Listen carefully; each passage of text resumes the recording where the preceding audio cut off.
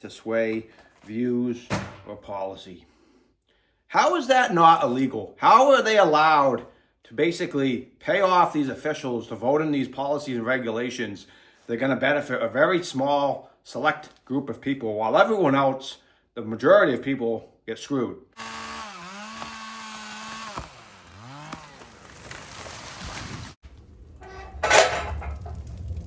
Welcome back, friends, to Build Lot Acres. In today's video, we're going to be talking about why the government hates self-sufficiency. So we're actually burning some black locust in the wood stove today, and this stuff burns real hot.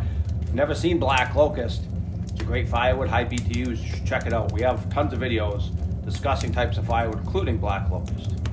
So why does the government hate self-sufficiency and self-sufficient people? So I did a video a few weeks back titled, Why the Government Hates You Burning Firewood. And in today's video, I was hoping to get a bigger, broader picture as to more into why they hate self-sufficiency in general. So some of the topics we're going to be covering in today's video will include why they hate self-sufficient people. That's obviously the main point of the video. But we're also going to talk about types of government and levels of government and why they matter for you.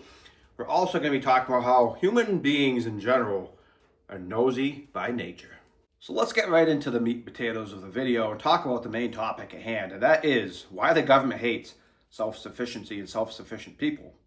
So let's take a step back and look at it from your own personal lens and your own personal point of view.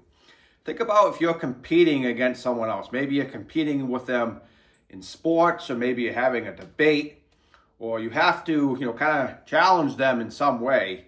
The first thing you're going to want to do is gather as much information and intel and data about that person or that team as you possibly can. You're going to want to strategize and come up with the best possible way for you to be victorious, whether that be to learn their, different strategies, their routines, maybe their game plan, maybe some of their strengths and weaknesses, their habits. All of these kind of things are going to help you be victorious. Think about a football game. You're going to study film on the other team and learn their different plays, their players, their strengths, their weaknesses, things they're likely to do, their habits. All of these things are going to come in handy. Think about a boxer. If you're going to box someone else, same thing. You're going to study film on them and their tendencies, their habits, how you can exploit some of their weaknesses.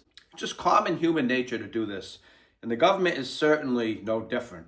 They want to know everything about you, from your daily habits, your routines, what you're likely to do, what you're likely to purchase, how you vote, where you live, what you have on hand for supplies. All of these different kind of things are things that they can use to their advantage in some way down the line or in current day.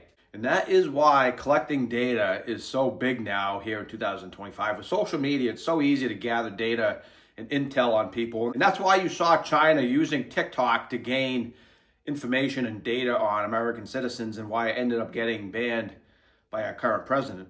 Now again, step back and put yourself in the government's shoes and be honest with yourself, completely honest. If you could get away with cheating in some way and having an upper hand and an advantage over your opponent, would you do it? For instance, if you could legally have your opponent's hand tied behind their back and you got to box them with them only having one hand or no hands, and you had both hands, would you do it? Obviously, people that have a moral compass and are good people are going to say, no, I would never do that. But a lot of people may say they wouldn't, but deep down, they would absolutely take advantage of the situation, and they'll go in and give them an uppercut, knowing you couldn't really fight back, and end the fight real quick and be victorious. Well, there's certainly not much different from that to what the government does. They put all these rules and regulations in place that make it damn near impossible for you to succeed. And they know that they're going to keep getting richer and richer passing these laws and regulations. And it's almost impossible for your average person these days to get ahead and really become somewhat successful in this current economy. A lot of people use the term big brother to describe the government, but I think a better term is actually big boss and big employer, because the government acts like they're our boss and our employer, which is complete BS. But they do it. They want to supervise your every move. They want to know what you're doing every second of every day, what you're doing, how you're doing it, who you're doing it with, where you're doing it, how long you're doing it. They want to know every single detail about your life down to the second. The government hates unknowns. They hate what ifs. They hate wild cards. They don't like not knowing what the enemy is up to, and that is where the self-sufficient brothers and sisters come into play. Because they could give two craps what the government thinks, they could care what other people think. They refuse to conform to society norms. They're not willing to play these BS games. They're doing their own thing, their own way, and people just don't like that. And self-sufficient people in general aren't on the grid. They're not really making their activities known. It's very hard to track these people, and the government just downright doesn't like that. So what kind of self-sufficient activities am I even talking about? Well, obviously firewood was a big one, which we talked about in that other video. But you could also include things like hunting and fishing, which are big ones. You could include growing your own food, like vegetable gardens. You could include things like collecting rainwater.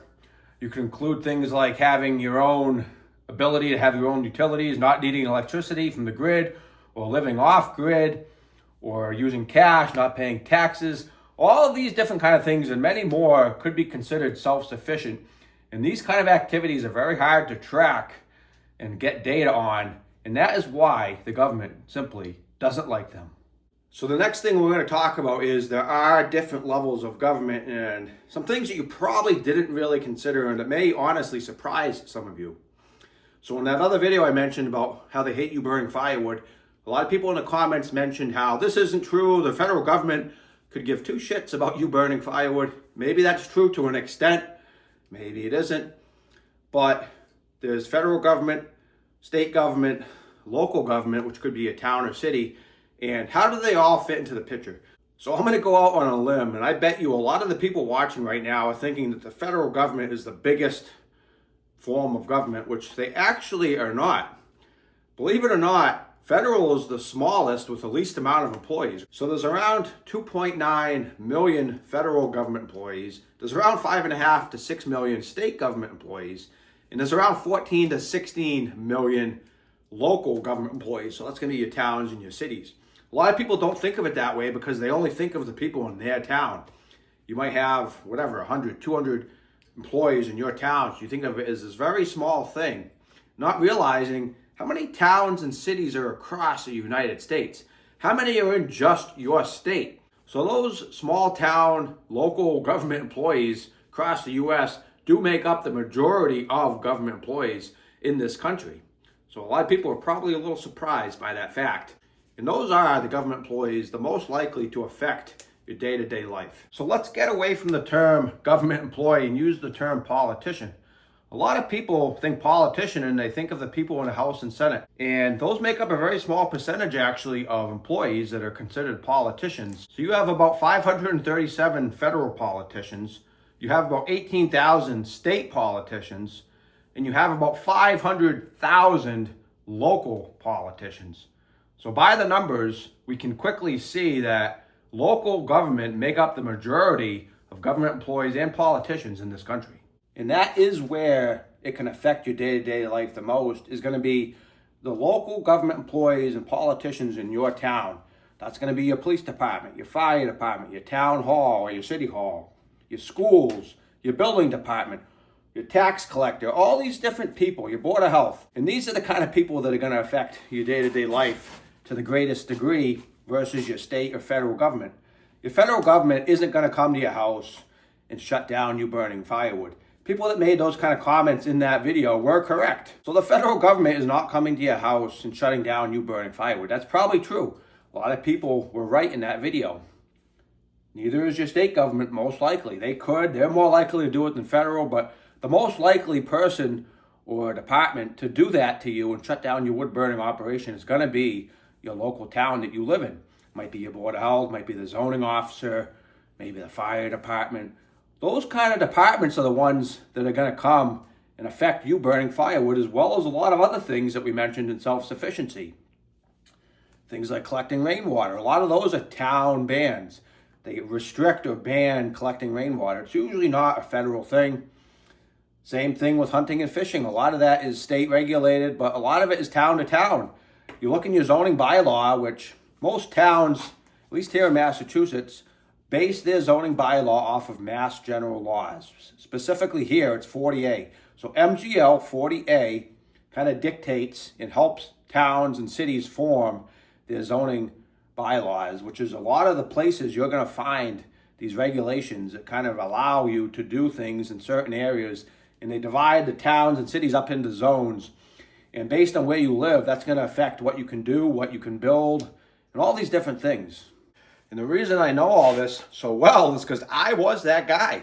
For those that are familiar with the channel, you know that I was a building commissioner for about 10 years in different towns across the state. And I absolutely hated it. I did not like the job. It was way too political for me. And it's just not something I enjoy doing. So I made my goal to get 10 years so I get into the pension system. And after the 10 years, I decided this was enough for me. I'm going to do something completely different and go back to doing construction. And I started my own business. But most building inspectors and building commissioners, like I was, are also charged with being the zoning officer. And I can tell you firsthand, it is an absolutely horrible job. You have to enforce stuff that is completely ridiculous. You don't agree with it, but it's your job. So, for instance, you might have a neighbor complaining that their neighbor's shed's too close to their property, or that their water's draining onto their property, or that they built a fence that was too high, or that they're doing all these different things. And it's just really not a fun thing to have to go look at and enforce. And it's just not a friend-making position. But that's going to lead us into our last topic, and that is going to be people by nature are nosy, and there's a whole lot of Karens and Kevins out there. Humans are nosy by nature. We have to be honest about that fact. The majority of people, especially here in 2025, are very nosy, and they too want to know what's going on. They want to know everything about your life. And it's just the reality. People, not everyone's that way, but a lot of people are. And even a lot of people that pretend that they're not really are. Because if you really think about it, perfect example is Facebook. People join Facebook, a lot of them, and friend request people strictly to find out information about that person, what they're up to, who they married, what they look like, how far did they come since high school, where do they live, all these different things. So I know for me personally, prior to 2021 when I started YouTube, I had zero social media. I had no TikTok, no Instagram, no Facebook. You couldn't find out anything about me online. And I liked it that way. And a lot of days I wish it could still be like that. And I'm thinking of going back to that and only advertising my business stuff on either Facebook or, online in general. But having stuff showing with my family, I don't know that that's the right choice for anybody. And there's a lot of weirdos out there here in 2025, and there's a lot of nosy people.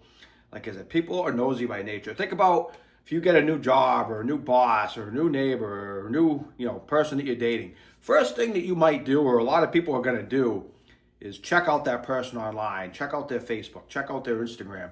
What are they up to? How do they vote? What do they look like? What's something in their past that you might want to know? And you're going to use that information for a bunch of different purposes. Maybe to decide whether or not they're the right person for you.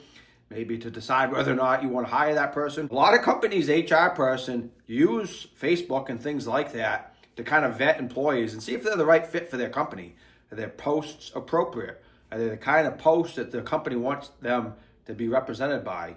Because even though it's your personal life and your personal posts, they are going to use that as a deciding factor whether or not to hire you. And the reality is, everything you put out on social media is, public and people can see it. So I would recommend being careful with what you post and only post things that you're okay with being out there forever. Yeah, it's just the reality of the fact is people are nosy. So I think we've all heard the term Karen or Kevin. Don't be a Karen or don't be a Kevin. These kind of people absolutely exist. And in fact, there's a lot more of them out there than you think, because I had to deal with them daily as a zoning officer. And these kind of people are the ones who are constantly complaining about their neighbors. They're constantly complaining to the town. They're constantly complaining to the higher ups, trying to get these laws passed and these things passed in towns that are going to restrict your day-to-day operations and what you're allowed to do. And a lot of these people are the ones that run for seats on different boards. Maybe the select board, maybe the board of health, the planning board, the zoning board. All these different boards are often made up of these kind of people because they want to have control over you. They want to know what you're doing, how you're doing it, just like government does. Like I mentioned earlier, the government is only people at the end of the day. It's made up of a bunch of different people. And the level of government really doesn't matter. The biggest difference is the amount of power that they're given and maybe how much money they make. But even that isn't really as different as you think. The average congressperson makes, I believe, $174,000 is their base salary, and that can go up depending on what they do. I think the Speaker of the House makes more like $213,000 or something like that. But a lot of your small town managers and town administrators here in Massachusetts are making 160, 170, 180 grand a year. So they're making right around what a congressman is making for the entire United States. So yeah, the money might be a little different, but I would say the bigger difference, honestly, is the lobbyists are going to go after those real high-end politicians, and that's where the real money is these lobbyists giving them these sweetheart deals to think or vote a certain way. So there's around 13,000 lobbyists, if I'm not mistaken, in the U.S. Let's read the definition of lobbyist together. A lobbyist is a professional advocate paid to influence government decisions like laws and regulations on behalf of clients such as corporations, unions, or advocacy groups by communicating their views to lawmakers and officials, often leveraging personal connections and expertise to sway views or policy. How is that not illegal? How are they allowed to basically pay off these officials to vote in these policies and regulations that are going to benefit a very small, select group of people, while everyone else, the majority of people, get screwed?